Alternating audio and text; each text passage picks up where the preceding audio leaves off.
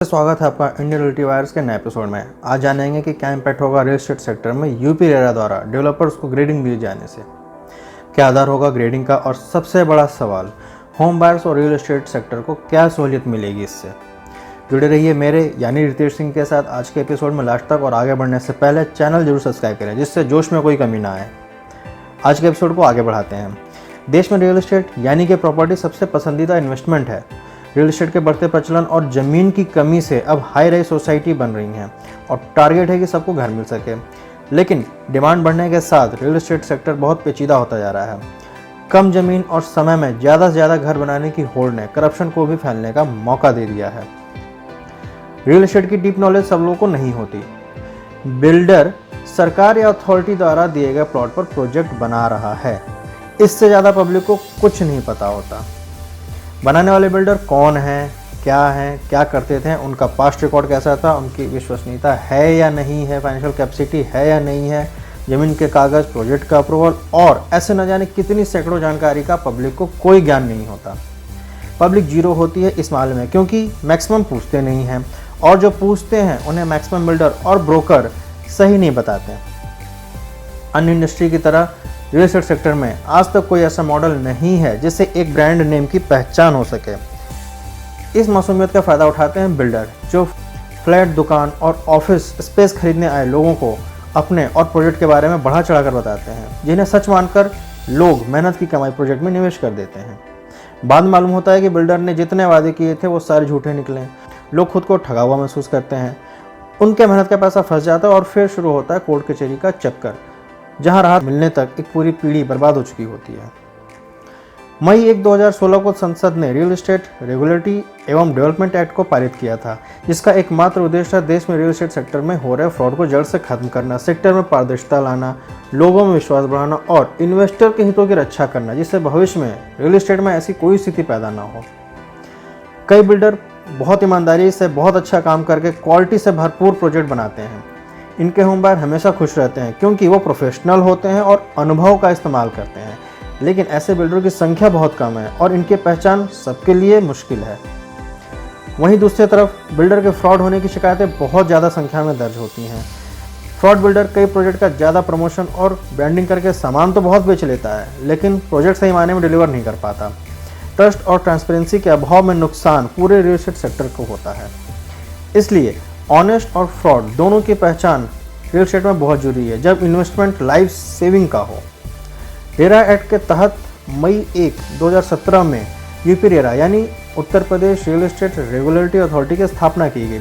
इसी RERA act के section 32 में रेरा को रियल एस्टेट सेक्टर को पारदर्शी बनाने के लिए व्यवस्था बनाने का अधिकार दिया गया है, जिसको आधार बनाकर यूपी रेरा बिल्डरों और उनके सभी रेजिडेंशियल और कमर्शियल प्रोजेक्ट की ग्रेडिंग करेगा, जिससे भविष्य में खरीदारों को धोखाधड़ी से बचाया जा सके और प्रोजेक्ट में निवेश करने की राह आसान, विश्वसनीय और पारदर्शी हो।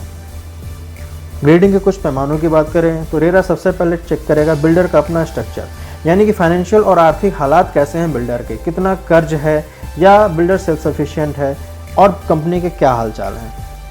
अगला नंबर होगा पुराने ट्रैक रिकॉर्ड का, जिसमें उसके कितने प्रोजेक्ट अभी तक डिलीवर हो चुके हैं, उनमें कितनी देरी हुई और क्यों देरी हुई, सीसी और ओसी की क्या कंडीशन है और करेंट प्रोजेक्ट में घर का पोजीशन देने के लिए क्या स्थिति है। कस्टमर फीडबैक, यानी कि बिल्डर के करेंट और पास्ट कस्टमर से फीडबैक लिए जाएंगे। प्रोजेक्ट और प्रमोटर के लीगल एस्पेक्ट, ये होगा अगला पॉइंट, मतलब कि कितनी शिकायतें दर्ज हैं, उनका निपटारा कैसे हुआ, कितनी जल्दी हुआ और यूपी रेरा में उनके क्या कंप्लेंसेस हैं।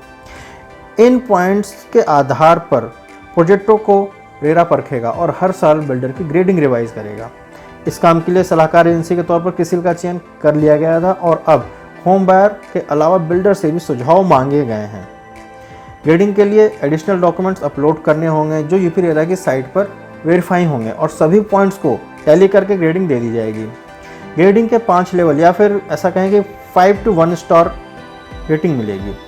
आउटस्टैंडिंग वाले टॉप A+ ग्रेड में, वेरी गुड वाले A ग्रेड में, गुड कैटेगरी वाले B ग्रेड में, एवरेज कैटेगरी वाले C ग्रेड में और पुअर कैटेगरी यानी कि सबसे खराब कैटेगरी वाले बिल्डर D ग्रेड में रखे जाएंगे। ग्रेडिंग जानकर बिल्डर और प्रोजेक्ट की तस्वीर खरीदार को साफ हो जाएगी।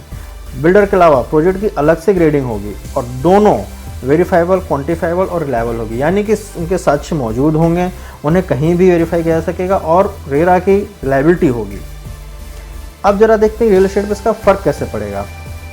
इसका सीधा फ़ायदा समय से बढ़िया और क्वालिटी प्रोजेक्ट डिलीवर करने वालों को मिलेगा, जो बहुत ज़्यादा ज़रूरी है। बिल्डर झूठे वायदे नहीं कर पाएगा। बिल्डर की पूरी क्रेडिबिलिटी की जानकारी एक जगह पर मिलेगी, एक क्लिक पर। बिल्डर का पूरा ट्रैक रिकॉर्ड मिलेगा, जो छुपाना मुश्किल होगा। रेजिडेंट्स और अन्य पार्टनर क्या सोचते हैं ये भी पता चल पाएगा। फाइनेंशियल कंडीशन कैसी है बिल्डर की और कंपनी के क्या हाल चाल हैं, इसका अनुमान लग जाएगा। यूपी रेरा और प्रोजेक्ट में लीगल कंप्लायंस पूरे करने पड़ेंगे और इसमें कोई कमी होगी तो वो सामने आ जाएगी। सब मिलाकर क्रेडिबिलिटी और ट्रांसपेरेंसी दोनों बढ़ेगी। लेकिन लास्ट सबसे इम्पॉर्टेंट बात है कि होम बायर्स को इससे क्या फ़ायदा होगा। सबसे पहले रियल एस्टेट में निवेश करने वालों को इससे आसानी होगी। बिल्डर की ग्रेडिंग से उसकी उचित प्रोजेक्ट की खोज आसान हो जाएगी। बिल्डर से जुड़ी सभी जानकारी के साथ रेरा का भरोसा होगा। अगर इससे भी एक कदम आगे बढ़े तो अच्छे ग्रेडिंग के लिए customer relation, construction quality, position, maintenance और अन्य स्तर पर बिल्डर को बहुत बड़े सुधार करने पड़ेंगे। फ्रॉड की संभावना लगभग खत्म हो जाएगी और अगर कोई शिकायत आती भी है तो फॉरेंसिक लेवल तक जांच आसान होगी। ये बिल्कुल वैसा ही है जैसे किसी को अच्छे काम करने के बदले उसे काम का क्रेडिट मिले, उसे पहचान मिले एक इंडिपेंडेंट बॉडी से। जी हाँ, रियल एस्टेट सेक्टर के लिए रेरा सबसे बड़ी रेगुलेटरी अथॉरिटी है और इसके ग्रेडिंग से होम बायर को घर ढूंढने के पहले एक भरोसेमंद और पारदर्शी सिस्टम मिलेगा, जो अब तक इंडिया में कहीं और नहीं है। उद्देश्य एक ही है कि होम बायर मार्केटिंग गिमिक्स में ना फंसें, बिल्डर और प्रोजेक्ट की सही जानकारी लें और ब्रोकर के अपने टारगेट का शिकार न बने। खरीदार को धोखा देने वाले बिल्डरों को ग्रेडिंग का सुधार करना ही पड़ेगा। अगर किसी बिल्डर या उसके प्रोजेक्ट के ग्रेड खराब हैं तो खरीदार उसके पास जाने के पहले सोचेगा या फिर नहीं खरीदारी करेगा। नहीं सुधरे तो उनके लिए प्रोजेक्ट बेचना मुश्किल हो जाएगा। ऐसे में बिल्डर या तो एक हेल्दी कंपटीशन करके सुधर जाएंगे या फिर सेक्टर से आउट हो जाएंगे। दोनों ही स्थिति में रियल एस्टेट की छवि सुधरेगी और इन्वेस्टर सेफ होंगे, जो सबसे ज़्यादा ज़रूरी है। आज के लिए इतना ही। हमारा चैनल सब्सक्राइब करना बिल्कुल ना भूलें। फिर मिलेंगे आपसे अगले एपिसोड में। तब तक के लिए धन्यवाद।